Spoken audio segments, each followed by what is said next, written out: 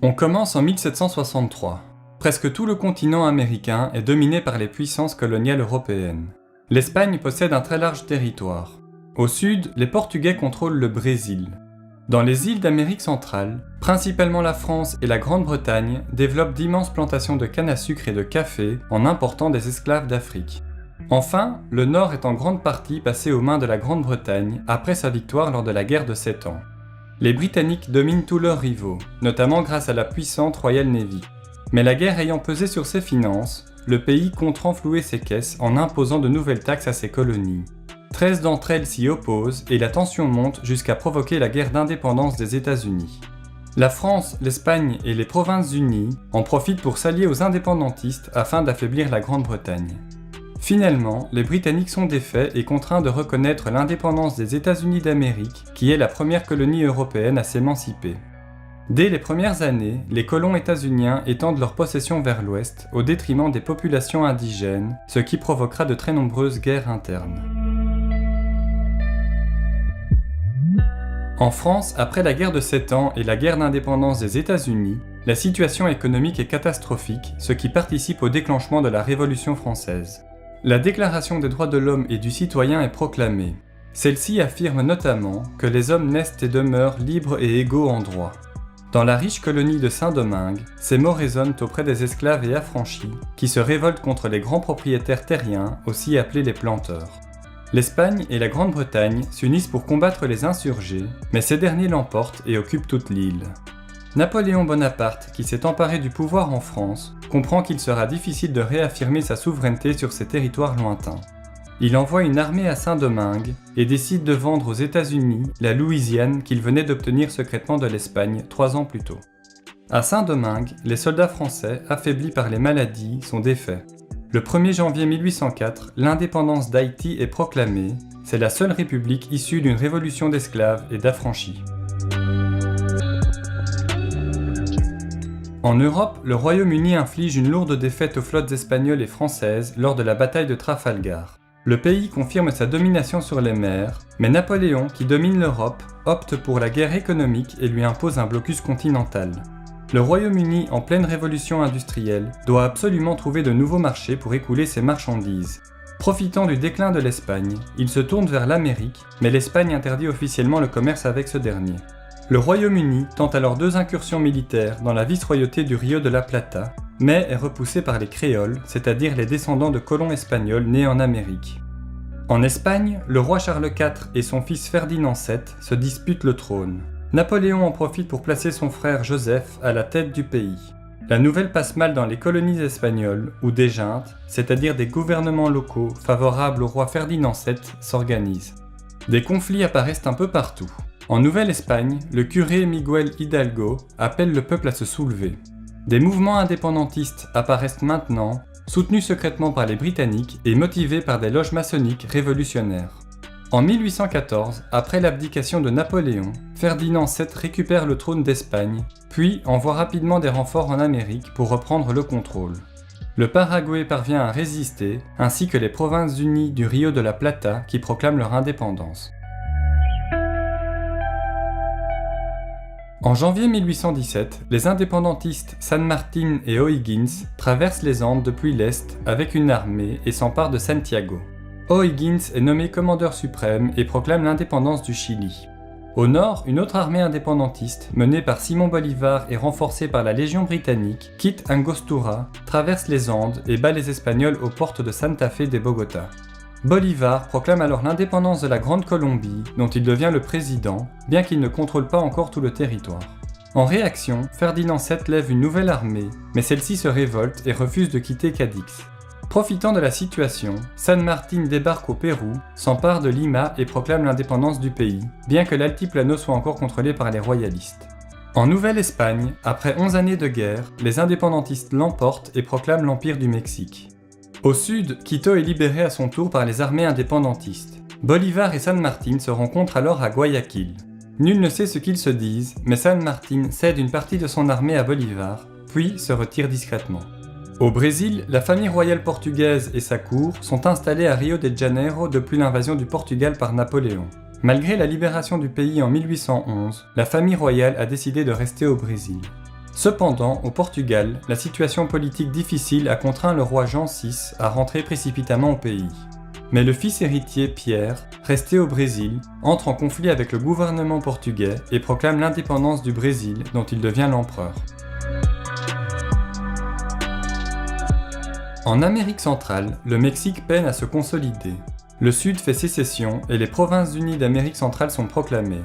Sur tout le continent, l'instabilité est grande, ce qui inquiète les États-Unis. Le président James Monroe déclare alors aux Européens que les États-Unis n'accepteront plus de nouvelles tentatives de colonisation sur le continent américain. Au sud, les dernières poches royalistes sont vaincues par l'armée du général Sucre.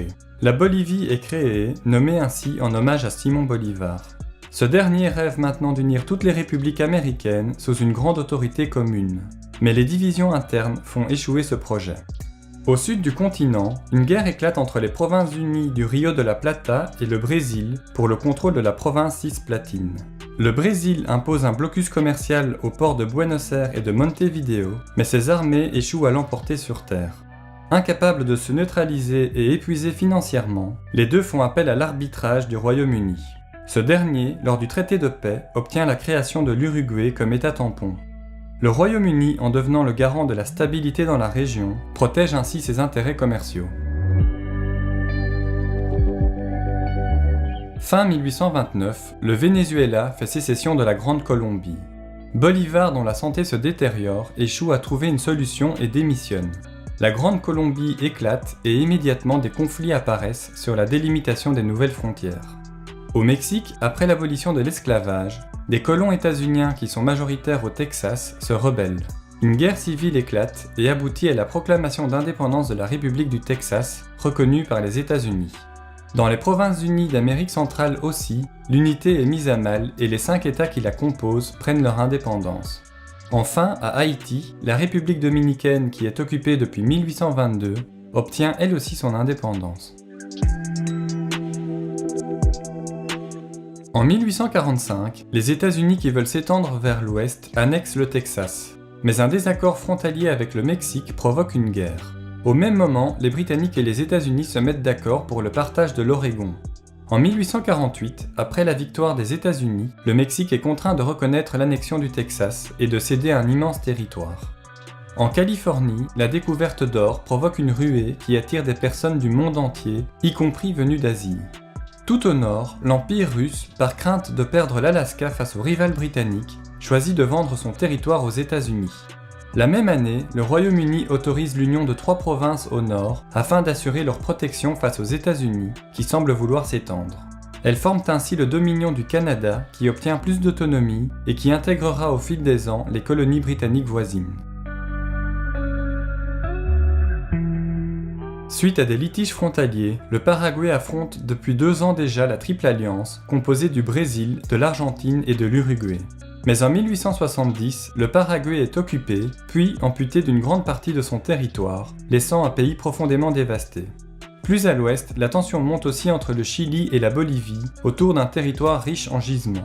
Quand la Bolivie augmente les impôts aux entreprises chiliennes présentes dans la région, le Chili décide d'occuper le port d'Antofagasta pour contrôler les exportations. La guerre éclate, entraînant le Pérou qui est allié à la Bolivie. Le Chili l'emporte rapidement et étend son territoire vers le nord, coupant l'accès à l'océan à la Bolivie. Au même moment, tout au sud, les Mapuches qui avaient résisté aux invasions incas et espagnoles sont désormais envahis par l'Argentine et le Chili qui veulent avoir un accès aux 2 océans. Les populations locales sont violemment matées. À Cuba, de nouvelles révoltes indépendantistes provoquent une guerre contre l'Espagne. Les États-Unis, qui entament maintenant une politique internationale, y voient une opportunité pour étendre leur influence. Ils interviennent militairement contre l'Espagne et l'emportent. L'indépendance de Cuba est proclamée et les dernières colonies espagnoles en Amérique et dans le Pacifique passent sous contrôle états-unien. En Colombie, une compagnie française a entamé la construction d'un canal qui reliera les 2 océans. Ce qui intéresse les États-Unis car cela raccourcirait considérablement la route maritime entre ces 2 côtes. Le pays rachète le projet, mais le Congrès colombien s'y oppose. Agacés, les États-Unis envoient des vaisseaux de guerre, alors que des séparatistes proclament l'indépendance de Panama. En quelques jours, les États-Unis reconnaissent le nouveau pays. En échange, ils obtiennent à perpétuité une bande de terre pour la construction et l'exploitation du canal de Panama. Mais rapidement, les Panaméens contestent ce traité. Lors de la Première Guerre mondiale, les colonies européennes sont largement impliquées. C'est le cas notamment du Canada qui fournit un effort de guerre important pour le Royaume-Uni. À la fin de la guerre, celui-ci demande une plus grande autonomie. En 1926, l'égalité avec le Royaume-Uni est proclamée, avant que ne soit reconnue sa souveraineté en 1931, bien que le pays reste lié à la couronne britannique en devenant un membre du Commonwealth. Au sud du continent, les conflits persistent sur la délimitation des frontières. En 1932, la Bolivie et le Paraguay entrent en guerre pour le contrôle du Chaco, une région où du pétrole vient d'être découvert et qui offre un accès à l'océan Atlantique via le fleuve Paraguay.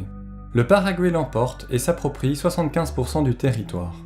Le Pérou et l'Équateur aussi se disputent leurs frontières. Une nouvelle guerre éclate en 1941 et tourne à l'avantage du Pérou qui s'empare d'une grande partie du territoire situé en Amazonie. À la fin de la Seconde Guerre mondiale, le Royaume-Uni et la France sont affaiblis alors que des premières colonies revendiquent leur indépendance. En 1946, plusieurs colonies françaises d'Amérique deviennent des départements français. Le Royaume-Uni de son côté accorde finalement l'indépendance aux colonies qui le demandent, à condition que le gouvernement ne soit pas communiste, car le monde est maintenant en pleine guerre froide. Les nouveaux États peuvent adhérer au Commonwealth. En 1962, la Jamaïque et la République de Trinité et Tobago sont les premières à proclamer leur indépendance. La plupart des colonies britanniques, ainsi que le Suriname, deviennent à leur tour indépendants. Certaines îles restent cependant sous contrôle britannique, c'est le cas des îles Falkland, appelées les Malouines en Argentine, qui sont une porte vers le continent antarctique. Les îles sont revendiquées par l'Argentine qui, en 1982, tente une invasion militaire. La guerre éclate, le Royaume-Uni repousse l'offensive et l'emporte. À ce jour, la France, le Royaume-Uni et les Pays-Bas contrôlent encore quelques territoires américains, principalement dans les Caraïbes. Selon les Nations Unies, certains territoires britanniques et états-uniens sont encore non autonomes. À Porto Rico, les habitants ont la nationalité états-unienne, mais ils n'ont pas le droit de vote aux élections présidentielles. Le Panama, quant à lui, a récupéré la totalité de sa souveraineté sur son canal le 31 décembre 1999. Sur l'ensemble du continent, des litiges persistent sur la délimitation exacte des frontières terrestres, alors que certaines communautés indigènes revendiquent encore aujourd'hui la défense de leurs droits. Si le sujet est encore très sensible pour les pays européens, l'Église catholique a présenté à plusieurs reprises depuis 1992 ses excuses officielles pour les abus perpétrés lors de l'évangélisation et de la colonisation de l'Amérique. Aujourd'hui, après les nombreuses vagues d'immigration, l'Amérique est probablement le continent avec la plus grande diversité ethnique.